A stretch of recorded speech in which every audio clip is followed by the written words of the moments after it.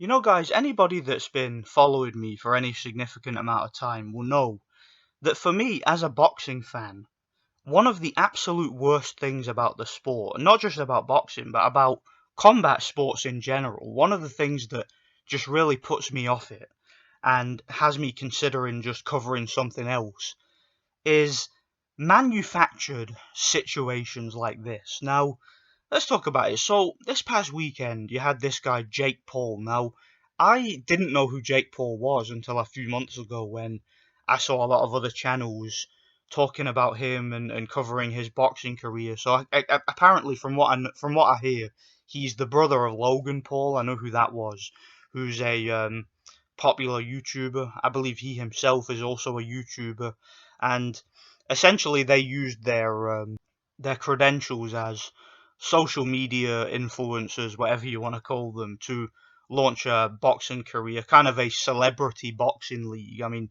Logan Paul fought some other YouTuber in Manchester, and it was on pay-per-view, despite the fact neither of them had ever had a real fight before, and it made a shit ton of money. And of course, they ended up fighting in a rematch, which became a official pro fight.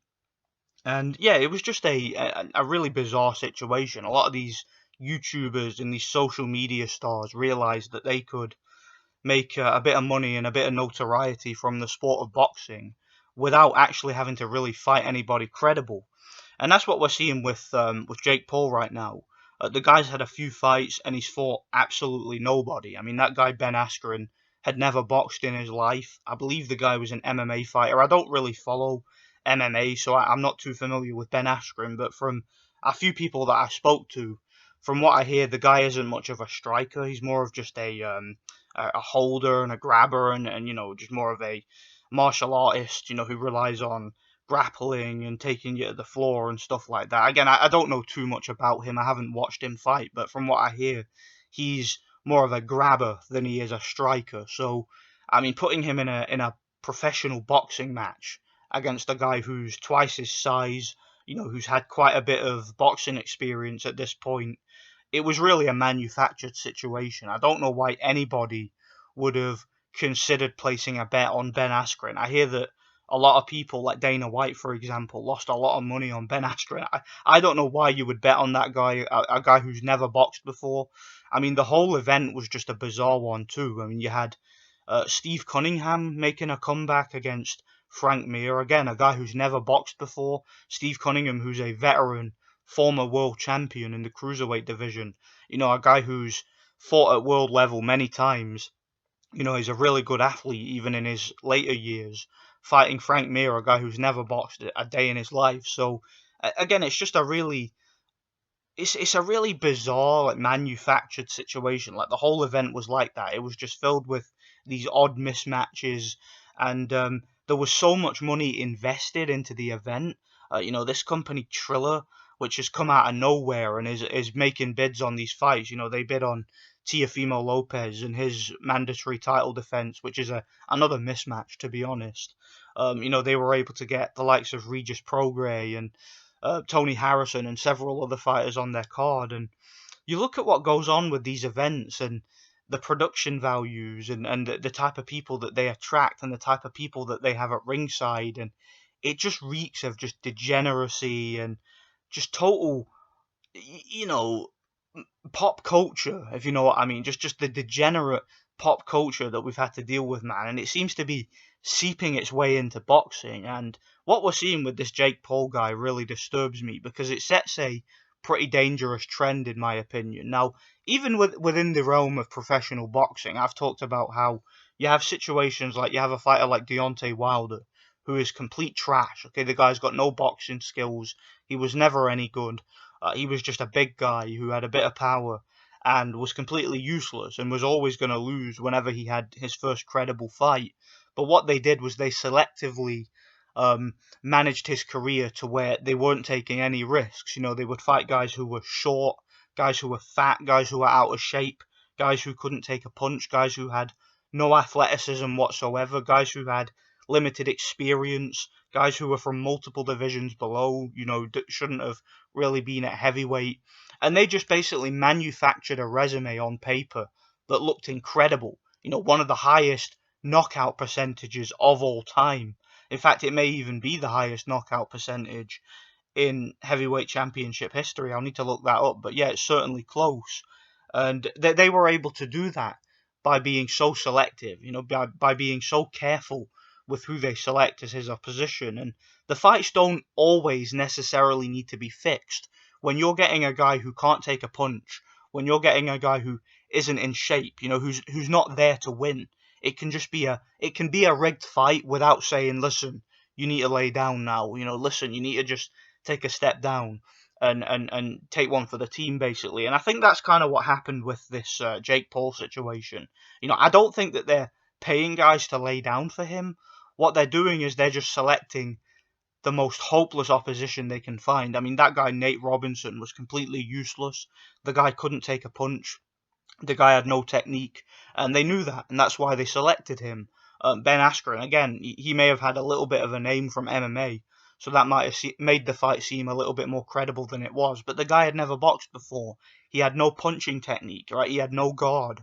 He had no balance. The guy had no idea what he was doing. He had no chin, right? He'd never been hit on the chin, but with a man who had proper punching technique before. So again, it's just it's a really degenerate situation. It's a really disturbing situation, in my opinion, and it just sets a dangerous precedent for combat sports going forward. But this guy Jake Paul, man, again, I haven't really followed his career very closely, but from what I can see from this guy, he's a total manufactured fraud, and the way that he's behaving like a real stuck up, proud degenerate man. Like, the guy thinks he's better than what he is. He thinks he's the shit. He's knocking out these hopeless, useless opponents who are handpicked to make him look good. But he seems to be buying his own hype.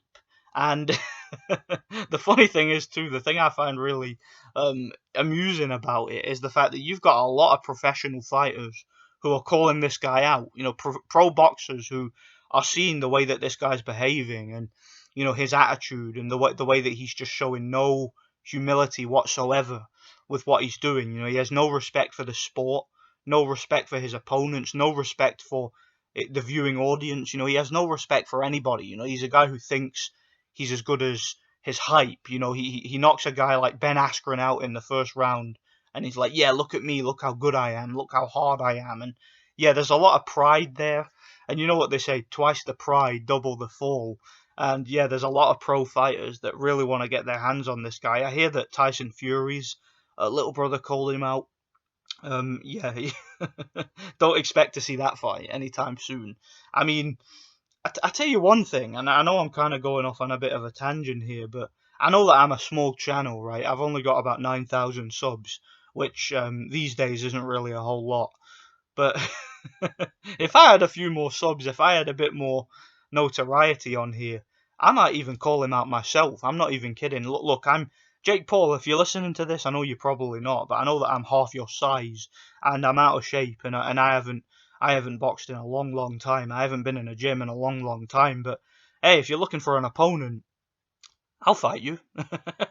I'll go over there. And I guarantee you, right? And I'm not trying to sound hard here, but if I fight Jake Paul, I'll beat him. I'm not even kidding. I'll knock that guy out within 2 rounds.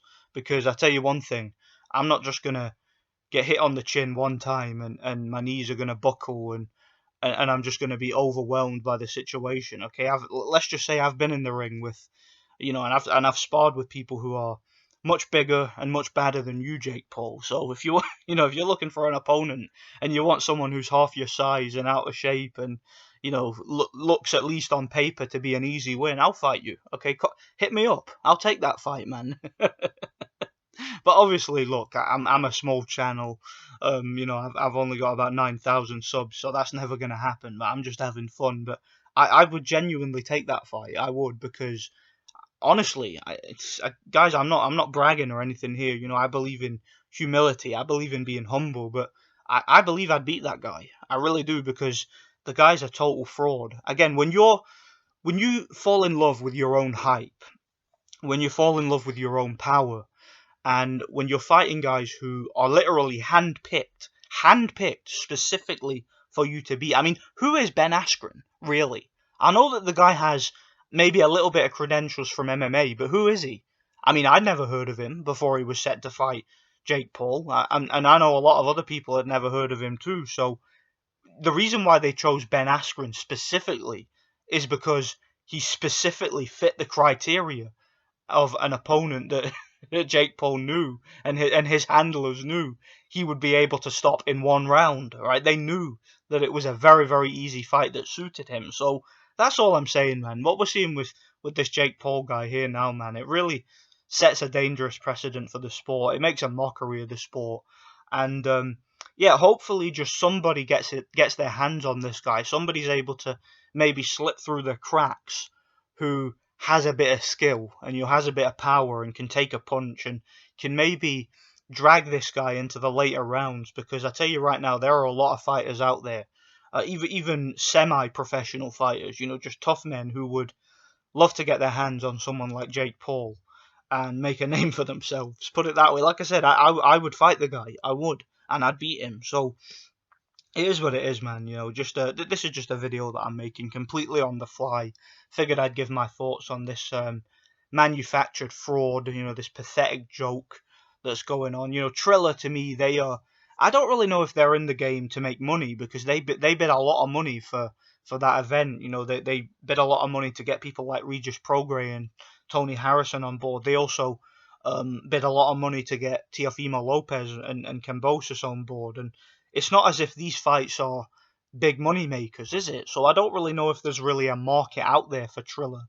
But obviously they have some sort of agenda. Obviously they have some sort of, I don't know whether it's a political agenda or whether it's something else. I don't know, but whatever it is they're doing, I don't like it. If you know what I mean. I don't really like what it is they're doing with the sport. I don't like these manufactured cherry picking situations, and if I could do something about it, listen, if I could get in the ring with Jake Paul and put that hype train to rest, I would totally do it, but obviously that's not going to happen. So yeah, let me know what you guys think anyway. This was a bit of a rambling video. I just made this one completely out of left field, completely unscripted, and I just thought I'd give my 2 cents on the situation. So let me know what you guys think anyway. Thanks for watching. God bless.